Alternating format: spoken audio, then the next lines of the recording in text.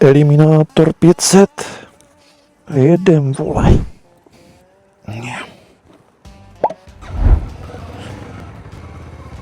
Stopečka.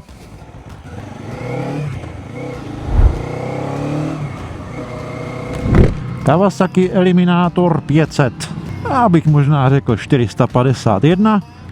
Mně to kawasakovský zaokrouhlování těch kubíků takhle nadrsno přijde takový trošku nehezký, ale marketing je marketing, co na plat. No a jaká je?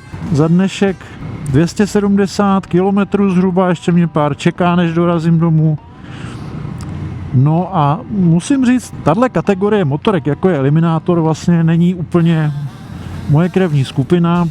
Já fakt radši prostě sportovnější motorky, ale vůbec to není špatný a vlastně si klidně dokážu představit, že Eliminátor pro nějakou skupinu lidí dává smysl, protože si myslím, že tím svým naladěním, tím velikým komfortem, že to sedlo je fakt strašně pohodlný, prostě ta motorka celkově je jako fakt dobře, moc hezky ovladatelná.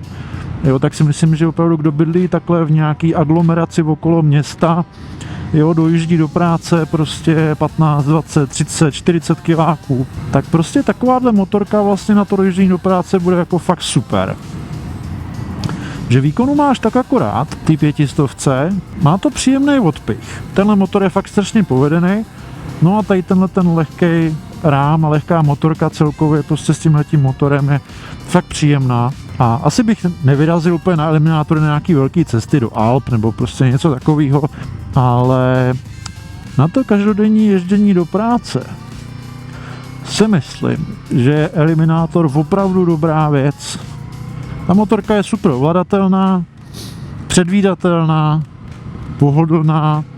Samozřejmě pohodlná pro někoho, kdo má rád tenhle ten styl posezu.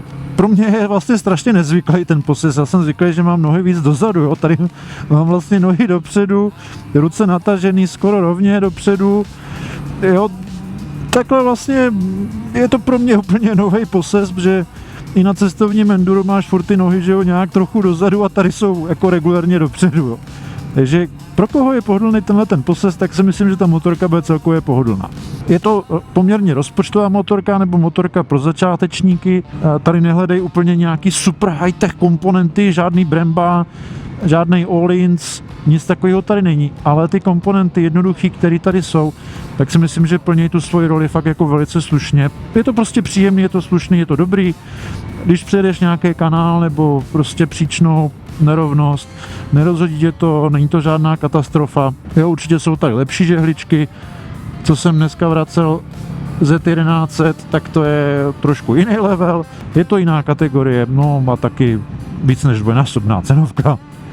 Takže neporovnávám to by prostě nedávalo smysl. Každopádně Eliminátor 500 za mě vlastně docela příjemný překvapení, i když nejsem vyznavačem této kategorie motorek, ale celkově Eliminátor je prostě příjemná motorka, musíš si určitě zvyknout na jiný styl ovládání oproti těm sportovním naháčům, prostě ty reakce na náklony a celkově ta ovladatelnost je prostě pomalejší, jo, není to tak ostrý, ale zvyknul jsem si, trvalo mi to, jo, přiznám se, trvalo mi to třeba hodinu, možná hodinu a půl, než jsem si fakt zvyknul, že prostě do toho náklonu musíš jít jiným způsobem, pracuješ jinak s tím těžištěm, protože je tady trochu jinde, že najednou ta motorka třeba oproti fakt těm sportovním naháčům nebrzdí zdaleka tolik na předku, mnohem víc třeba brzdí na zadku, kde zas opravdu ta brzda je velice účinná,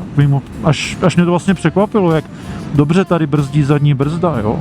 Nejdřív jsem si myslel, že to bude fiasko se zrcátkama, jo, že jsou malý, kulatý a velmi blízko sebe, jo, respektive nejsou na koncích řídítek, ale mají krátké nožičky prostě, jo, ale vlastně musím říct, že jsem si je nastavil a že v nich paradoxně vidím docela slušně. Určitě mám mrtvej úhel nějaký, ale není to žádná katastrofa. Co musím určitě taky pochválit, hele, design ty motorky, mně se vlastně jako líbí. Jo, byť preferuju sportovní motorky, kapotované motorky, tak tady musím říct, že se mi ten Eliminátor líbí.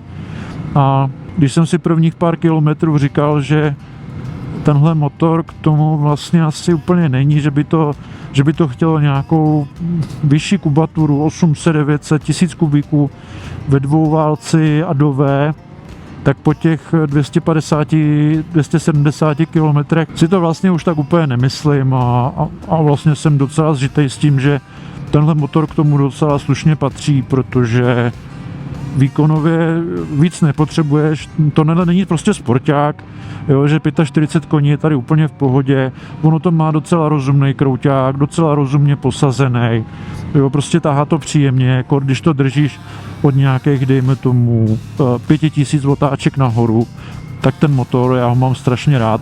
Tyhle, teď jsem si škrtnul stupačkou teda brutálně, to mě trošku šoklo. No, tak pane Havrda, v Hradci máte tady, už máte toho eliminátora maličko pokřtěnýho, protože jsem škrtnul fakt brutálně levou stupačkou. No tak každopádně třeba dávat pozor na náklonový úhly, nejsou úplně z největších tady. Takže jo, hele, odpovídá to tomu, že prostě ta motorka není sportovní, teď prostě tak to je. Je to kochací motorka, je to pro někoho, kdo prostě to má 20, 30, 40 kiláků do práce a jezdí na tom takhle úplně pohodlně, krásně. Udělá si příjemnou tu cestu do práce. A nebo pro někoho, kdo klidně cestuje, jo, že ujedeš, já nevím, klidně třeba 200-300 kiláků denně, možná i víc, ale prostě jedeš kochačku, jo, nejedeš žádný sprint, tak pro takovýhle lidi si myslím, že to rozhodně je a jako výkonově to fakt dostačuje úplně bohatě. Jede to fakt moc hezky, jo. Ono to vypadá na papíře, že 45 koní, ale ono to jde fakt jako hezky. Ty motorky prostě s těmhle malými objemama. Já to chápu, že teďka jdou tak do popularity, protože je to lehký, obratný, prostě jede to fakt hezky, ale potřebuješ jet na okres cestopadé, no. Si každý asi musí zvážit. Cestovní tempo je od 100 do 120, 130 úplně na klid. Ochrana před větrem, fakt jedeš, řekněme, dálniční rychlostí. A vlastně to je ještě o kousek lepší než na ty Z11, kde jsem to chválil, tu aerodynamiku, jo. A mně to přijde dobrý, mně to fakt přijde super. Když nepotřebuješ vyloženě sportovat, tak mně to přijde fakt jako hezký poježdění, moc hezký. Tak, máme přednost, bosem doma, názdar kluci, čest pěst, kolama dolů. No, a jsem doma, je to tak. No, moc hezky to brzdí. Musím říct, že jo, že to brzdí fakt hezky. Jako když člověk použije v nouzi přední i zadní brzdu, tak fakt jo, brzdí moc hezky. Čau.